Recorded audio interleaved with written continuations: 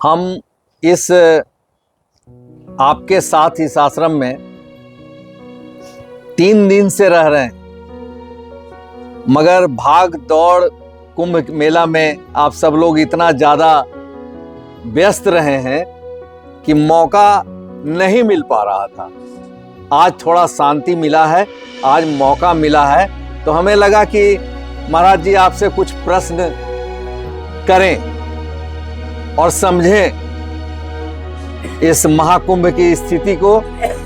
और महाकुंभ में जो अलौकिक दृश्य हमने देखा, जो चर्चा में आप एक बार बता भी रहे थे कि 3 ऐसे संकेत हैं, तो ये सब आप बताएं ताकि हमारे समाज को, हमारे ये सनातन स्थिति में सभी को एहसास हो कि कुंभ क्या है। देखो स्वामी जी, ये प्रयागराज पावन भूमि है। हाँ ये प्रयागराज पावन भूमि है, गंगा क्षेत्र है जी। और इसका बहुत बड़ा महत्व होता है।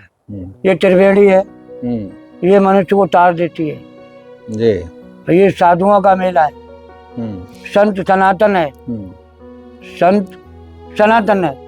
ये संत जो है सनातन के लिए मरता है। सही है। हाँ। और संत रहेगा तो सनातन रहेगा। एकदम सही है। संत नहीं रहेगा तो सनातन भी नहीं रहेगा। नहीं, एकदम सही। और मैं ये सोचता हूँ कि हमारी सनातन धर्म जो भूमि है ये ऐसी ही बनी रहे। वाह। और मैं तो इसी के लिए खातिर पर स्वार्थ, अपना स्वार्थ तो कुछ नहीं, पर स्वार्थ के लिए साधुन धरा शरीर, पर स्वार्थ के खातिर साधुन धरा शरीर। ये सारे मनुष्य जो हमारे भक्त हैं उनके लिए ही मैंने ये शरीर रखा है। ये बहुत बड़ी बात है। बहुत जन कल्याण। आप तो नागा हैं। आप तो नागा। दूसरी बात, हम लोग नागा सन्यासी हैं। हम लोग भोलेनाथ के उपासक रहते हैं। दुनियादारी के झाड़ में रहते, अपने भजन से भजन रखता हूँ और जन कल्याण का अपना भाव रखता हूँ। और ये जो आप लोगों ने अभी स्वामी जी कहा था कि महाराज जी ये नागा साधु आते कहाँ से और कहाँ चले जाते हैं, जी जी, यही तो बोला था आपने। हाँ हाँ हाँ। तो ये सनातन धर्म की परंपरा, ये साधुओं का कोई पता नहीं, कब पाताल में घुस जाए, कब आकाश में चले जाए, इनका कोई पता नहीं होता। अच्छा। हाँ, आकाश पाताल में अंबर में सब में रहते ये, इनका ये नजर भी नहीं आते। अभी तो तुम्हें नजर आ रहे, इसके बाद फिर ये नजर भी नहीं आएंगे, तुम ढूंढते रहना।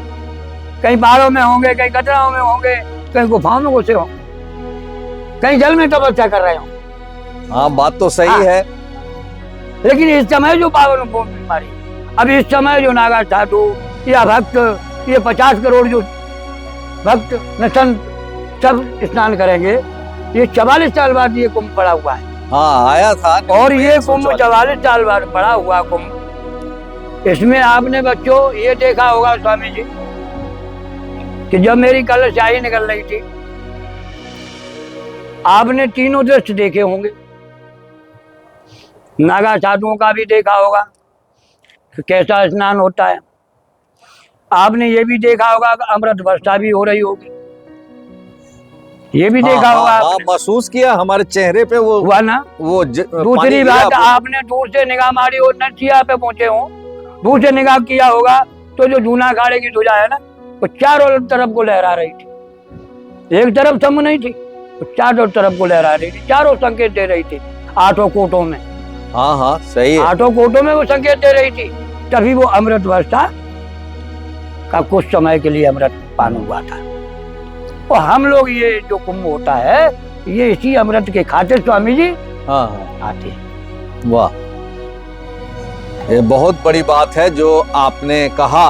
इससे हमारे सनातनियों को काफी बल मिलेगा और कुंभ में आने का और यहाँ आकर के अपने पुण्य को हासिल करने के लिए आप बहुत अच्छा उपदेश किया स्वामी जी।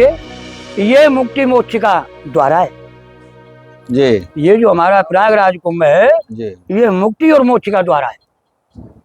यहाँ अगर मुक्ति मोक्ष नहीं मिला तो फिर कहीं भी मिलेगा नहीं स्वामी जी।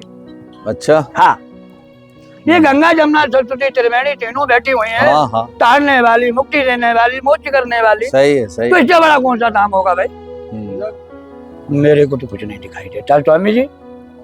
इससे बड़ा पावन धर्म और पावन धाम मुझे तो कहीं नहीं दिखाई। सही है एकदम या सही। तो हमारा काशी विश्वनाथ है बनारस में, हाँ हाँ या इलाहाबाद में हमारा प्रयागराज है। हम तो इनसे बढ़िया कोई साल नहीं मानता।